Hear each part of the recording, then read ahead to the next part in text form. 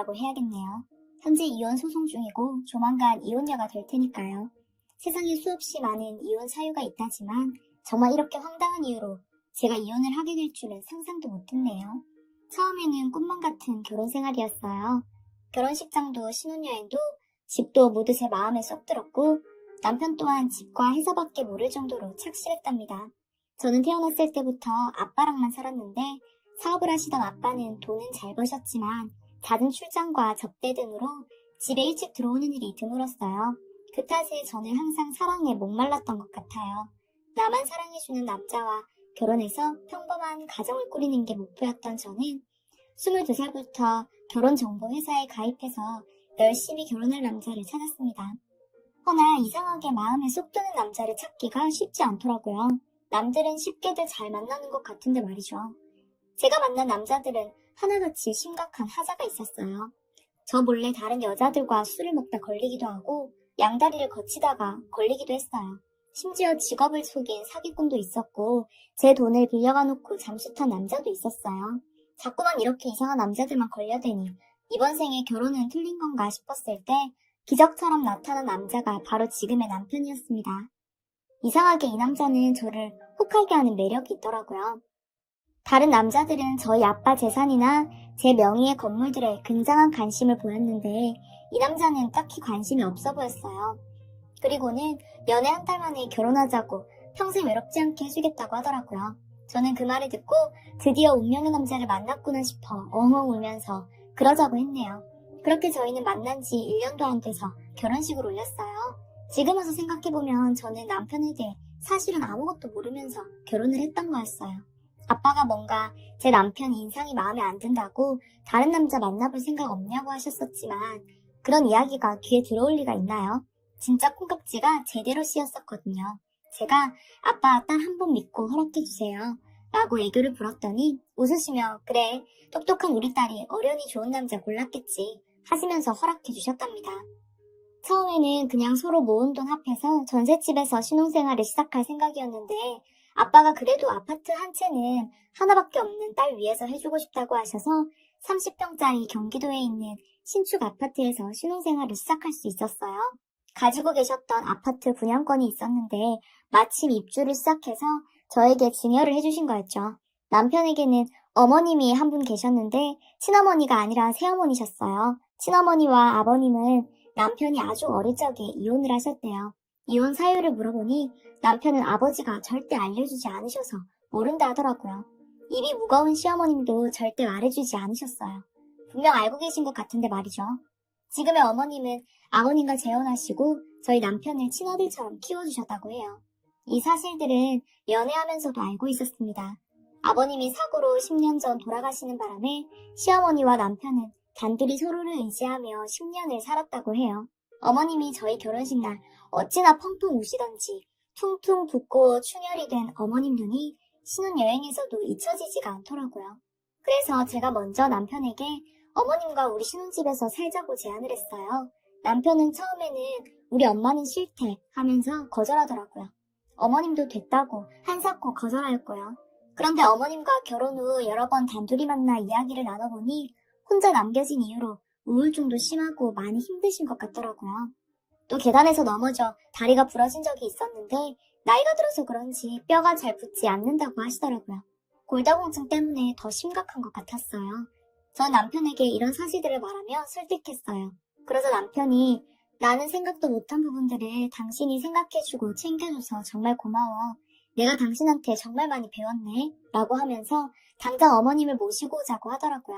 늙은이가 신혼집에 들어와서 정말 미안하다 라고 말하시면서 들어오신 어머님은 제가 더 죄송할 정도로 저에게 너무 잘해주시고 사랑만 주셨어요. 저의 결혼 생활에 혹시나 방해될까봐 남편이 퇴근한 후에는 밥 먹을 때 말고는 안방에서 나오려고도 하지 않으셨죠.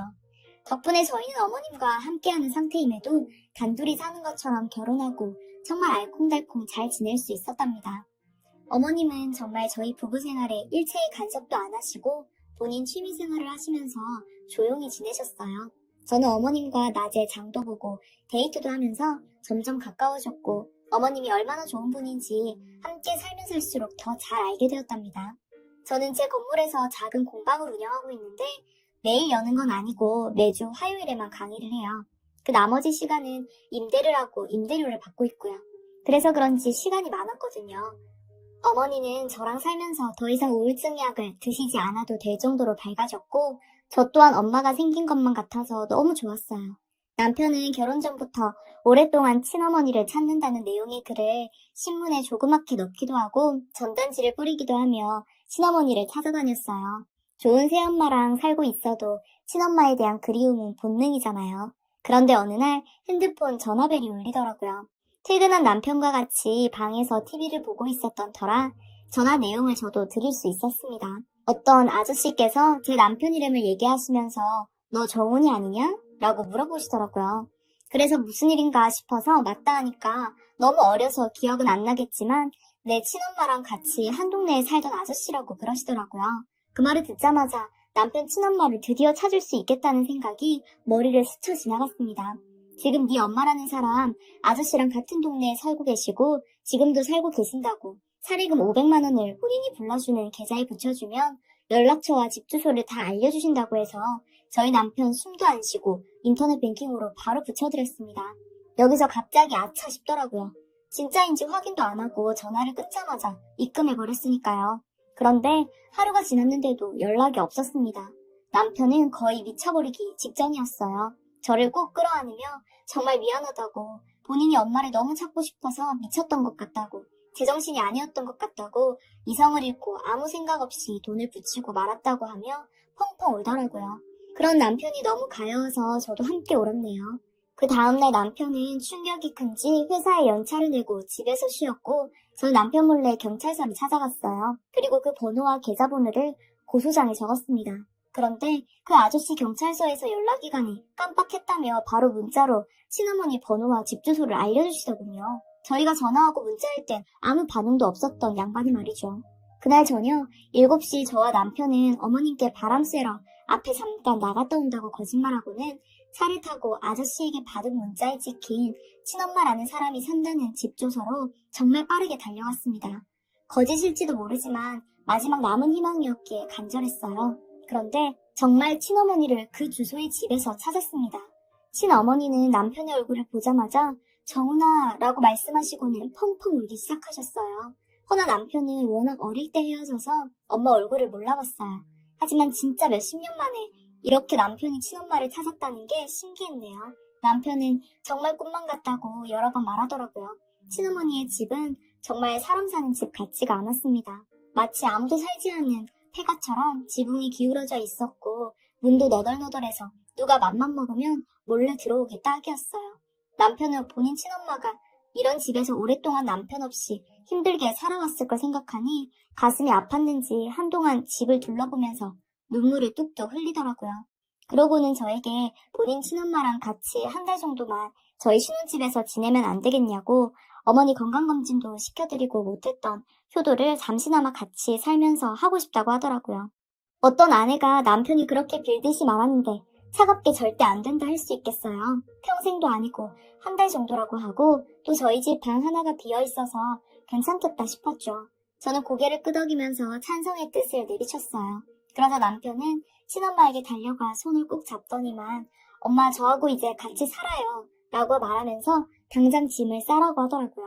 남편은 정말 세상을 모두 가진 듯한 얼굴로 들떠 있었습니다. 저는 남편에게 그래도 친어머니를 집으로 모시고 오기 전에 시어머님께 먼저 말씀을 드려야 맞는 거니 우선 오늘 밤은 다시 집에 가고 내일 모시러 오자고 했어요. 친어머니는 그런 제 말에 실망을 하셨는지 울먹이면서 아이고 바로 갈 수가 없나 보구나. 알겠다. 빨리 와야 한다. 빨리 와. 말씀하시더라고요. 저희는 내일 아침 일찍 다시 올라온다 말씀드리고 내려왔습니다. 집에 들어가자 시어머니는 안 주무시고 TV를 보고 계시더라고요. 아주 늦은 새벽 시간인데도요. 원래 일찍 주무시고 새벽 일찍 일어나시는 분이 말이죠. 말씀은 안 하셨지만 저희를 기다리고 계셨던 눈치였어요. 시어머니가 안 주무셨기 때문에 남편은 소파에 앉아 어렵게 말을 꺼냈습니다. 친어머니 찾았다고, 지금 뵙고 오는 길이었다고, 죄송하다고 남편이 울먹거리며 얘기를 하더라고요. 시어머니는 뭐가 죄송하냐고, 정말 기쁜 일 아니냐고, 너무 잘 되었다고, 내일 당장 모시고 오라고 하시더라고요. 그 말에 정말 해 뜨자마자 저희 남편은 친어머니를 집에 모시고 올 준비를 하더라고요. 휘파람을 불면서 말이죠. 보통 아무리 제가 약속 시간이 늦어도 늦게 준비를 해도 재촉한 적이 없던 남편이었는데 빨리빨리라는 말을 수십 번 외치면서 저를 재촉하더라고요. 그렇게 저희는 아침 일찍 친어머니를 모시고 들어왔어요. 친어머니께 가니 짐을 다 싸들고 집에서 기다리고 계시더라고요. 차에 타셔서 집이 어디니? 지금은 누구누구랑 살고 있어? 차는 몇 대니? 진짜 이상할 정도로 집에 대해서만 물으셨습니다. 집 명의는 우리 아들 명의인 거 맞지? 라고 하시기에 남편이 아니에요. 저희 장인어른이 저희 와이프에게 증여해 주신 거예요. 라고 하니까 꽤나 못마땅한 표정을 지으시더라고요. 한동안 아무 말 없으시다가 아무리 그래도 집은 남자 명의로 해야 하는 거야. 괜히 여자한테 재산이 많으면 딴 놈이랑 바람난다.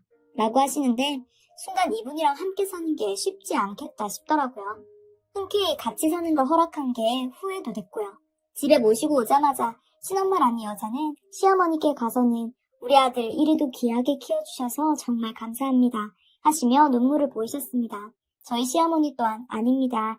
이렇게 훌륭한 아들 낳아주시고 저에게 주셔서 정말 감사했습니다 라면서 함께 우셨고요.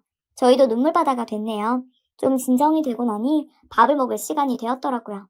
밥을 먹는데 저희가 원래 시어머니가 식탁 가운데 앉으시고 저희가 양쪽으로 앉아서 먹었어요. 그런데 친어머니가 식탁 가운데에 떡하니 앉으시더니 시어머니랑 제가 밥하는 동안 아가야 너 기름은 뭐 쓰니? 설마 무식하게 카놀라유나 콩기름 쓰는 거 아니지? 들기름은 어디서 사다 쓰니? 꼬치꼬치 물으시더라고요. 시어머니께도 아이고 이 나물은 이렇게 무치면 안 돼요. 살림을 잘 모르시네 하시며 당신은 하나도 손대지 않으시면서 지적만 하셨고요. 시어머니는 어머 그래요? 하시며 친어머니가 하나하나 지적하시면 다 받아주셨네요.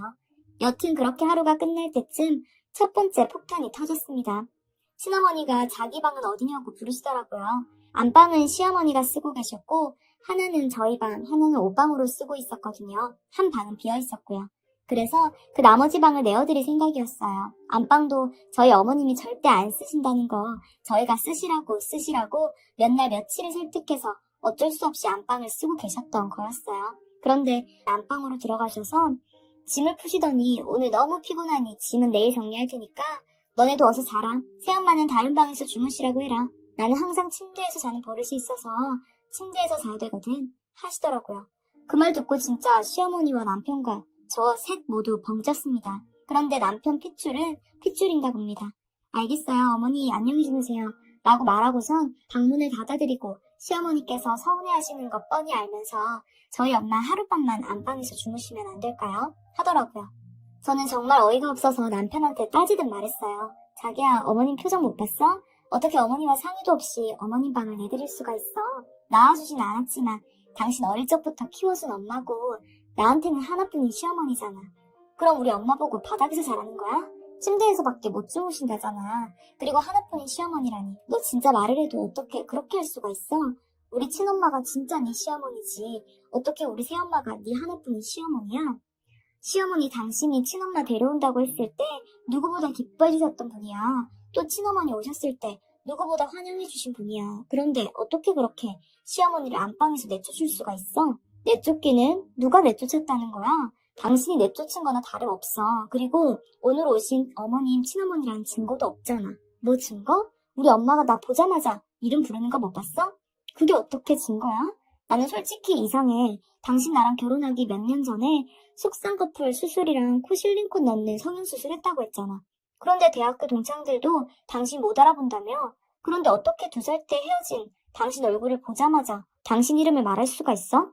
지금 우리 엄마를 의심하는 거야? 엄마 연락처랑 주소 알려준 아저씨가 엄마한테 미리 말을 했을 수도 있지. 그리고 내 눈 아래에 있는 점은 돌 때부터 거의 그대로였다 했어. 그걸 엄마가 기억하고 알아본 거겠지.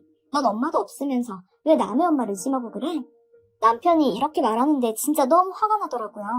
네, 저 엄마 없어요. 저 낳고 나서 바로 돌아가셨어요. 저를 낳으면 생명에 지장이 있을 거라고 의사가 말했는데도 굳이 저를 낳겠다고 고집하시고는 저를 포기하지 않고 낳으시고는 결국 돌아가셨던 거였죠. 저희 외할머니도 저를 지 애미 죽인 년이라고 부르곤 했어요. 그래서 말귀를 알아들을 수 있게 된 후로부터 저는 항상 죄책감에 시달리며 살아야 했어요. 남들이 엄마 얘기를 할 때 나 때문에 죽은 엄마가 떠올라 평생 괴로워하며 살았어요. 그래서 남편이 친엄마를 찾아 나설 때 열심히 남편을 응원했어요. 그리고 남편의 엄마를 찾았다는 그 아저씨의 연락을 받았을 때 돌아가신 제 엄마를 다시 찾은 느낌까지 들 정도로 기뻤고요. 그런데 넌 엄마도 없으면서 왜 남의 엄마를 의심하냐는 남편의 말을 듣고 하늘이 무너져 내리는 기분이었습니다. 그날 이후 저는 남편에게 정이 뚝 떨어졌습니다. 남편과 대화를 하는 것 자체도 싫었고 그 인간과 한 방을 쓰는 것도 싫었어요. 그래서 그날 이후로 옷방에서 혼자 자기 시작했습니다. 신혼 몇 개월 만에 각방 생활을 시작한 거죠. 혹시라도 어머님들이 눈치챘을까봐 남편 옆에 누웠다가 몰래 옆방으로 옮기는 식으로 했어요. 이런 남편은 제가 이러거나 말거나 신경도 안 쓰고는 퇴근하면 친엄마 옆에만 붙어서 알콩달콩 난리가 났더라고요.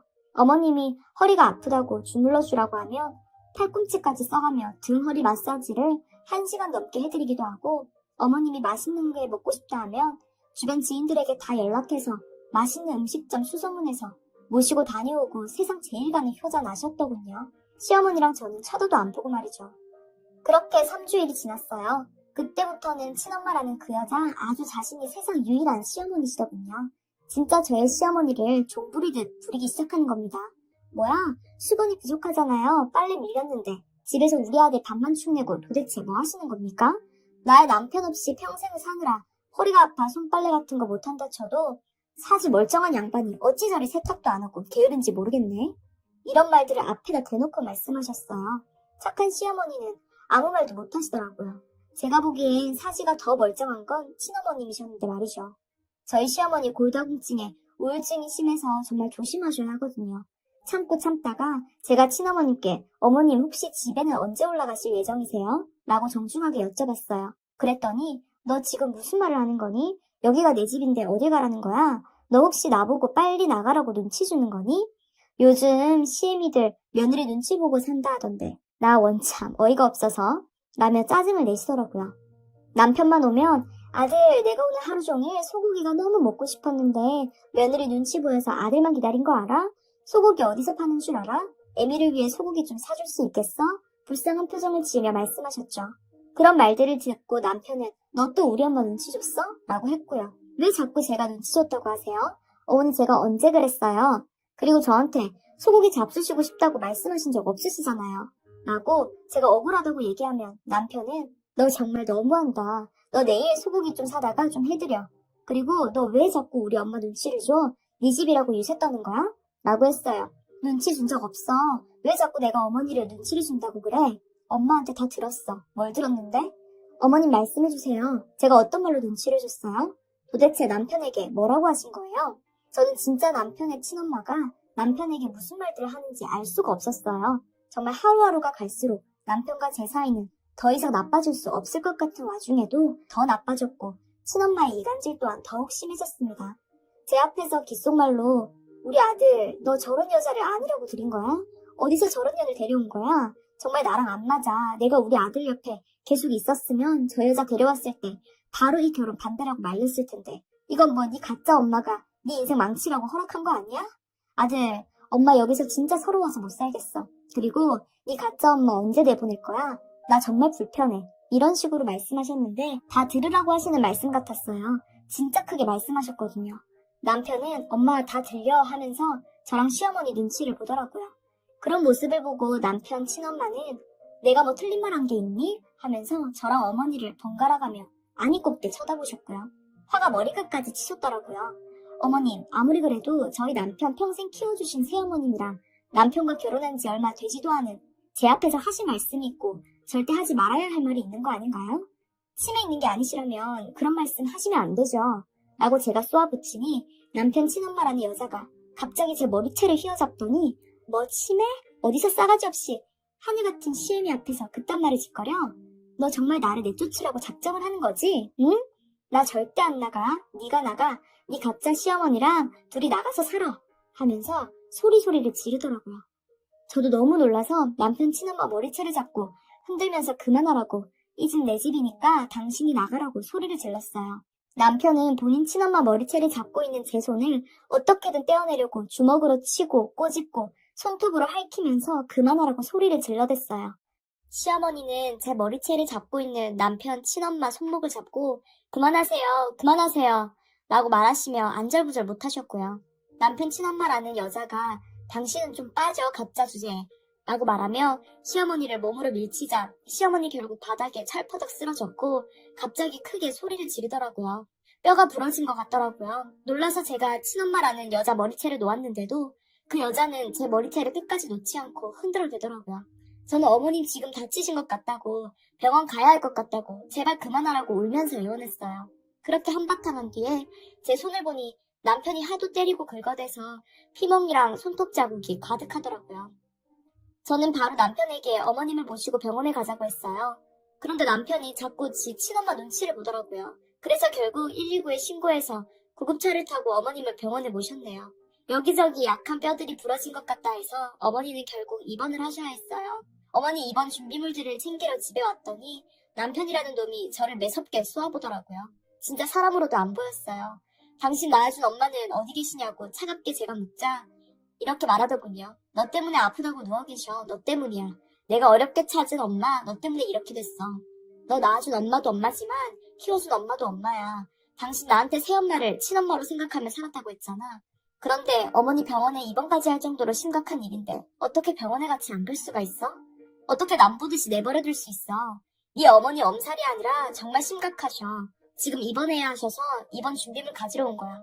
그랬더니 남편은 갑자기 눈물이 그렁그렁해서는 입원 준비물을 함께 열심히 챙기고서 같이 병원에 가자고 하더라고요. 진짜 너무 소름이 끼쳤습니다. 한 사람 안에 여러 개의 인격이 있는 느낌이었어요. 병원에 가서 시어머니 얼굴을 보더니 어머니 죄송합니다 하면서 또 꺼이꺼이 울어대더니 갑자기 친엄마한테 걸려온 전화를 받더니만 바로 집으로 먼저 가봐야겠다고 하고는 집으로 가버렸습니다. 시어머님도 완전 황당한 눈치셨어요. 저는 어머님이랑 같이 밤을 새고 다음날 낮에 남편에게 전화를 해서 따졌습니다. 당신 뭐 하는 거야? 어떻게 키워준 엄마를 낳아준 엄마보다 뒷전이 될 수가 있어? 그래서 남편 말이 진짜 충격적이더라고요. 너는 엄마가 없어서 모르잖아. 넌 낳아준 엄마도 키워준 엄마도 없잖아. 네가 뭘 한다고 함부로 입을 놀려? 나한테 무조건 낳아준 엄마가 진짜 엄마인 거야. 솔직히 새엄마가 잘해주시긴 했지만 새엄마는 새엄마야. 당신도 내 친엄마가 진짜 시어머니니까 그렇게 생각하고 모셔. 모시라니? 미쳤어? 계속 같이 살겠다는 거야? 그럼 뭐 어쩌라고? 밖으로 내쫓으란 말이야? 우리 엄마 집 봤잖아. 그런 곳에서 엄마가 그간 사셨으면 되었지. 엄마는 앞으로도 여기서 사실 거야. 우리 집 방 충분하잖아. 이렇게 살아도 불편하지 않잖아. 불편해. 너 우리 새엄마랑 살 때는 안 불편하다며. 시어머니랑 살 때는 안 불편했어. 항상 배려해 주셨으니까. 그런데 지금은 너무 불편해. 너 혹시 우리 새엄마가 너랑 우리 친엄마 이간질했어? 무슨 미친 소리야? 왜 그렇게 생각해? 나 우리 친엄마한테 다 들었어. 진짜 도대체 뭘 들었는지 물어봐도 남편은 절대 대답해주지 않았습니다. 그런데 사실 뭘 들었는지는 중요하지 않았어요. 저는 이런 말도 안 되는 행동을 하는 남편과 완전히 끝내기로 결심을 했기 때문이었죠. 다만 이혼 소송을 위한 증거를 찾을 필요가 있었기에 머리를 굴려야 했어요. 남편이 쉽게 협의 이혼을 해주지 않을 게 뻔했거든요. 이렇게 좋은 집에서 지 친엄마랑 같이 호의호식하며 살고 있는데 이걸 포기하려고 하겠어요? 저는 남편과 어머님 두 분 몰래 새벽에 잠깐 옷방에서 자다 나와 거실, 옷방, 화장실, 주방 곳곳에 작은 카메라를 설치했습니다. 그리고 다음날 잠시 남편 친엄마라는 여자가 외출한 사이 안방에도 카메라를 하나 설치했어요. 남편이 출근한 후 저희 방에서 설치를 했고요. 요즘 카메라는 어떤 대화가 오갔는지 또 작은 소리까지 선명하게 들을 수 있더라고요. 그리고 갑자기 무슨 소리가 나면 제 핸드폰으로 알람이 오게 할 수도 있더라고요. 저 남편이 퇴근하고 왔을 때 일부러 시어머님과 함께 장을 보고 오겠다고 말하고는 어머니를 모시고 나갔어요. 남편이랑 친엄마라는 여자는 단둘이 남겨져서 굉장히 신났더라고요. 저는 어머님께 솔직한 상황을 차마 말씀드릴 수 없어서 어머님 장을 좀 보고 계시라고 화장실 좀 다녀오겠다고 말씀드린 후 변기에 앉아서 무슨 대화가 오갔는지 이어폰을 끼고 열심히 들으며 CCTV에 찍힌 화면을 보았습니다. 그리고 상상도 못한 대화를 엿듣고 말았네요. 정말 그 누구도 상상하지 못했을 겁니다. 이건 정말 영화에서도 본 적이 없으니까요. 그 둘은 친모와 친자가 아니었습니다. 단 둘이 있을 때 서로 선생님 정훈아라고 부르더군요. 그러면서 선생님 연기하느라 힘드시죠? 그래도 이렇게 해야 같이 한 집에서 살 수 있잖아요. 좀 참아주실 수 있죠? 제 아내 성격 아시죠? 말로는 쫓아낸다 어쩐다 해도 워낙 바보처럼 마음이 약해서 절대 우리 못 쫓아내요.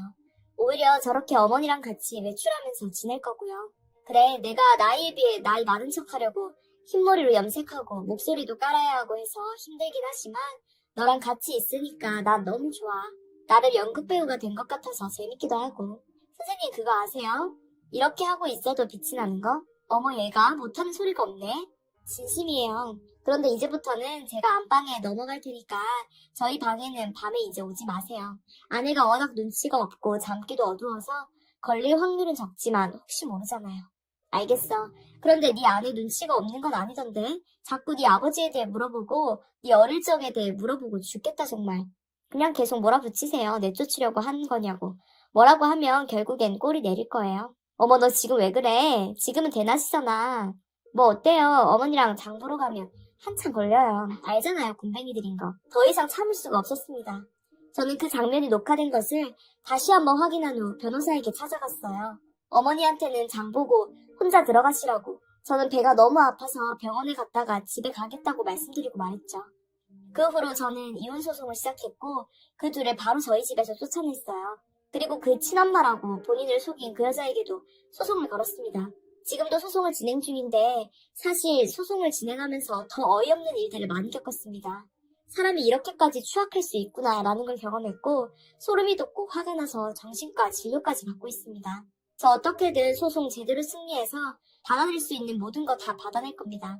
그리고 소송 승리 후 제가 녹화한 영상 그 새끼 회사하며 지인들에게 다 뿌려서 평생 한국 사회에 뿌리 내리지 못하게 만들 겁니다.